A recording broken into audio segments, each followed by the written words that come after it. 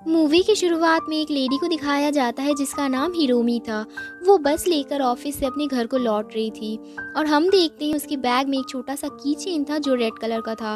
Red colour इस movie में बहुत ही ज़्यादा अहमियत रखता है जो कि आप लोगों को आगे पता चलेगा। अब हम बस में कुछ बच्चों को देखते हैं जो एक बैग लेकर खेल रहे थे और साथ ही टीके टीके के बारे में बात कर रहे थे कि वो वापस आ चुकी है और स्टेशन पर सबको अपना शिकार बनाकर मार रही है। जिसके बाद वही बैग हिरोमी को आके लगता है, जिसे वापस करते वक्त हिरोमी उन बच्चों को टीके टीके के बारे में बात करने से मना करती है।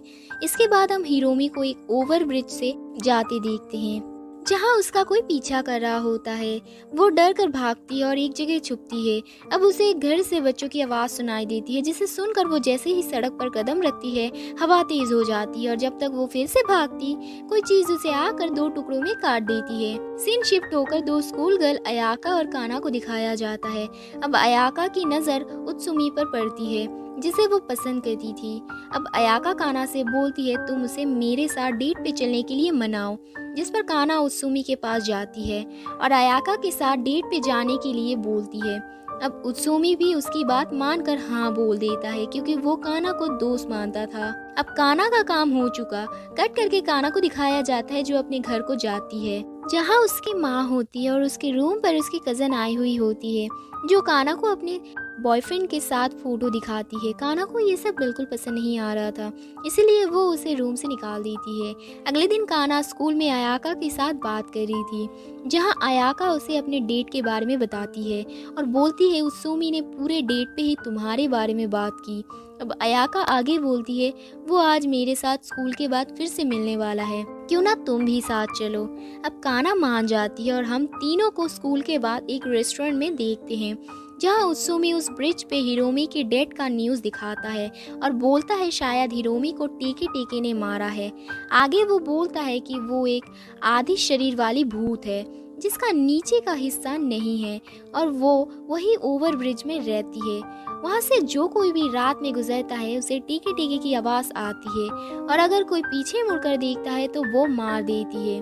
अब अयाका बोलती है अगर कोई पीछे मुड़कर नहीं देखा तो भी 3 दिन में उसकी मौत हो ही जाती है। फिर अयाका वॉशरूम जाने का बोल वहाँ से चली जाती है। अब काना उत्सुमी से अयाका के बारे में पूछती है कि वो तुम्हें कैसी लगी, जिस पर उत्सुमी बोलता है मुझे वो पसंद नहीं, तुमने कहा था इसीलिए मैं उसके साथ डेट पर गया था। और ये सब अयाका सुन लेती है।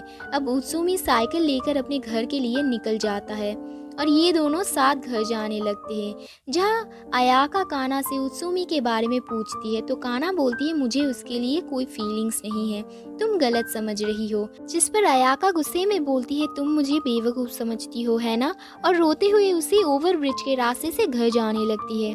जाते वक्त उसे थोड़ा रिग्रेट होता है काना को ये सब बोलने का। अब पीछे से तेज हवा आती है तो वो पीछे मुड़कर देखती है। टेके टेके उसके पीछे ही थी जिसे देख वो भागने लगती है, लेकिन टेके टेके आकर उसे बीच में से काट कर मार डालती है और वहाँ से कूदकर चली जाती है। अब अगले दिन स्कूल में काना को दिखाया जाता है जो कि बहुत ही दुखी होती है अयाका के डेथ के बाद। अब एक टीचर आके उसे पुलिस इंक्वायरी के लिए ले जाती है जहाँ वो बस हम मिले थे फिर घर चले गए यही बोलती है और उनके झगड़े के बारे में कुछ नहीं बताती।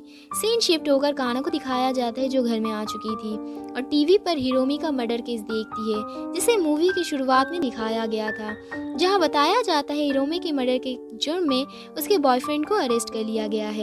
लेकिन उसके बॉयफ्रेंड ने कहा कि मैंने उसे नहीं मारा बल्कि उसे तो एक आधी कटी हुई लड़की ने मारा है।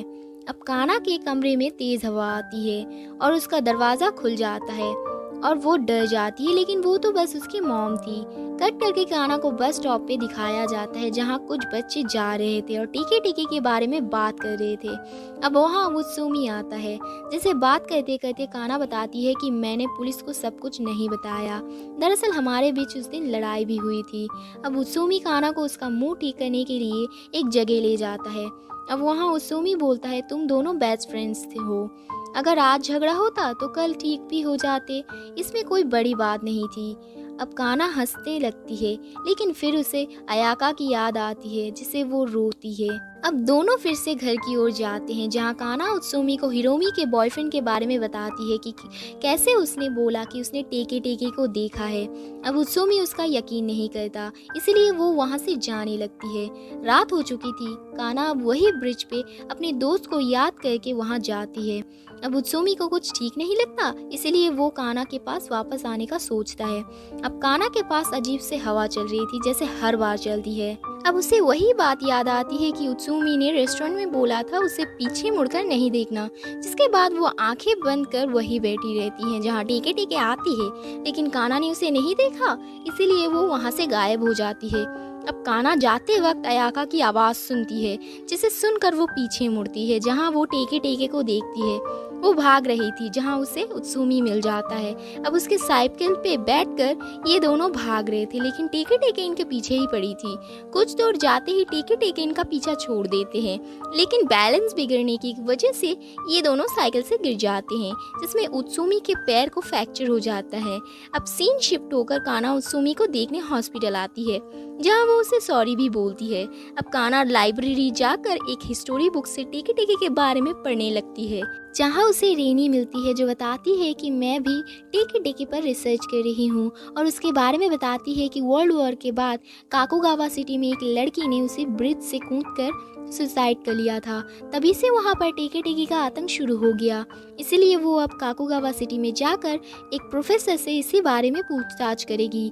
अब वो जाने ही लगती है कि काना उसे बोलती है कि उसने टेके टेके को देखा है और उसके पास एक ही दिन बचा था, क्योंकि टेके टेके 3 दिन के अंदर ही अपने शिकार को मार डालती है। इसीलिए अब रेनी उसे लेकर काकुगावा सिटी में जाती है, जहाँ वो एक प्रोफेसर से मिलती है, जो उसे बताता है कि 7 साल पहले उसी ओवरब्रिज से कूदकर एक लड़की ने सुसाइड कर लिया था, जिसके बाद रेलवे ट्रैक पे उसकी बॉडी 2 हिस्सों में मिली। तभी से वहाँ टेके टेके का आतंक फैलने लगा। अब हम काना को देखते हैं, जो गलती से अपनी डायरी में मीका साचो की जगह माइकाचो लिखती है, जहाँ उस लड़की का घर था। अब काना उसके सुसाइड का रीजन पूछती है, लेकिन प्रोफेसर को इसके बारे में कुछ पता नहीं होता। वो बोलता है शायद उसके साथ कुछ गलती हुआ होगा। अब काना उसके घर के बारे में और उसके फैमिली के बारे में पूछती है, जिस पर प्रोफेसर अपने असिस्टेंट टेके डाको उनके साथ भेजने का बोलता है, जहाँ उस लड़की की फैमिली का कोई मेंबर रहता होगा। अब प्रोफेसर और बोलता है कि टेके टेके को लाल रंग पसंद नहीं है। अगर तुम्हारे पास कोई भी रेड कलर की चीज़ें हैं तो उसे फेंक देना, इससे तुम बच सकते हो। लेकिन ये कितना सच है मुझे नहीं पता। अब हम इन तीनों को उस लड़की के घर देखते हैं, जहाँ एक ओल्ड लेडी थी, जो बोलती है कि हर साल कोई ना कोई आता ही है कासीमा के बारे में पूछने। दरअसल टेके टेके का असली नाम कासीमा था। अब वो और बोलती है कि मैं 6 साल की थी जब कासीमा ने 19 साल की उम्र में सुसाइड किया था। रेने पूछती है कि ये सच है कि कासीमा को रेड कलर पसंद नहीं, जहाँ वो ओल्ड लेडी बोलती है कि हाँ, उसे रेड कलर पसंद नहीं था। वो रेड कलर की सब चीज़ें अपने आसपास से हटा देती थी और घर से फेंकती थी, क्योंकि जब अमेरिकन सोल्जर्स अपने घर लौट रहे थे तो उनकी नज़र कासीमा पर पड़ी, जो बहुत खूबसूरत थी, और उन्होंने कासीमा का रेप किया था, जिसके बाद उसके बॉडी से खून आने लगा जो कि रेड कलर का था, और यही रीज़न है उसके रेड कलर को नापसंद करने का। इसी से परेशान होकर उसने एक दिन सुसाइड कर लिया। अब क्योंकि उन्हें सब जवाब मिल चुका था, इसलिए वो टेकेडा को घर ड्रॉप कर देते हैं, जहाँ टेकेडा बोलता है कि मैं जब स्कूल में था मैंने सुना था कि कासीमा के मरने के बाद वहाँ एक इमारत लगाया गया था, जहाँ कासीमा यानी टेके टेके की सिस्टर रोज फ्लावर और खाना ले जाती थी। जब उस सिस्टर की डेथ हो गई तो वो इमारत भी अपनी जगह से गिर गया, जिसके बाद से ही टेके टेके का आतंक शुरू हुआ। अब टेकेडा और बोलता है कि अगर उस इमारत को उसकी जगह वापस लगाया जाए तो शायद सब कुछ ठीक हो सकता है। अब काना अपनी डायरी से टेके टेके के घर का लोकेशन कार के मैप में डालती है, जो उसने गलत लिखा था। अब रेने बोलती है कि मैं रिसर्च के लिए जब उस ओवर ब्रिज पर गई थी तो मैंने भी टेके टेके को देखा था। इसका मतलब उन दोनों के पास ही ज़्यादा वक्त नहीं। अब ये दोनों एक लोकेशन पे पहुंचते हैं, जो कि गलत है, क्योंकि यहाँ आते आते ही उनका बहुत टाइम चला गया, इसीलिए उनके पास अब और ज़्यादा वक्त नहीं था। अभी रेने टेकेडा को कॉल करके असली लोकेशन पूछती है, जहाँ टेकेडा प्रोफेसर के ऑफिस में जाकर मैप से उन्हें कॉल में ही लोकेशन बता रहा था, लेकिन वही एक सिक्योरिटी गार्ड आकर टेकेडा को पकड़ लेता है, क्योंकि टेकेडा बिना परमिशन के ही प्रोफेसर के ऑफिस में था। लेकिन जैसे तैसे टेकेडा उन्हें लोकेशन बता ही देता है, जिसके बाद इन दोनों को वो इमारत मिल जाती है जिस पर कासिमा लिखा हुआ था। अब टीके टेके भी उन तक पहुंच चुकी थी, लेकिन ये दोनों उस इमारत को खड़ा कर देते हैं और टीके टेके भी उन्हें कुछ नहीं कहती। अब हम इन दोनों को कार में देखते हैं जो सोच रहे थे कि अब सब कुछ ठीक हो गया, लेकिन इसी बीच टीके टेके फिर से आ जाती है। अब ये दोनों डर से कार लेकर भाग रहे थे और कार से सब रेड चीजें फेंक रहे थे, लेकिन इनका कार ही तो रेड कलर का था, इसीलिए वो कार रोक देती है जिसमें टीके टेके टकरा जाती है। अब दोनों कार से उतरकर जंगल में भाग ही रहे थे और अपने पास हर रेड कलर की चीजें फेंक रहे थे कि दोनों बिछड़ जाते हैं। अब कान्हा जिसके पास टीके टेके आ चुकी थी कि उसका फोन बजता है जिस पे रेड कलर का एक की चेन था। अब टीके टेके उस पर हमला करने ही वाली थी कि वो अपने मोबाइल को फेंक देती है, जिसकी वजह से टीके टेके उस पर हमला नहीं करती और वहाँ से गायब हो जाती है। अब ये दोनों एक दूसरे को ढूंढ लेते हैं और खुश होने लगते हैं कि रे ने जल्दी जल्दी में एक कांटे वाले पेड़ से टकरा जाती है, जिससे उसके सर से ब्लड आने लगता है जिसका कलर तो रेड ही था।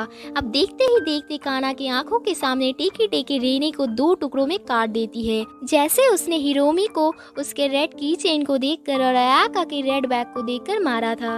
अब सीन शिफ्ट होकर कान्हा के घर के सामने से कुछ बच्चे जाते हैं जो बोलते हैं कि यहाँ एक पागल लड़की रहती है जो रेड चीजें फेंकती रहती है, और हम टीके टेके को भी वहाँ से गुजरते देखते हैं। मतलब अब तक टीके टेके कान्हा को मारना चाहती थी और इसका पीछा नहीं छोड़ा था। और इसी के साथ इस मूवी का एंड यही होता है।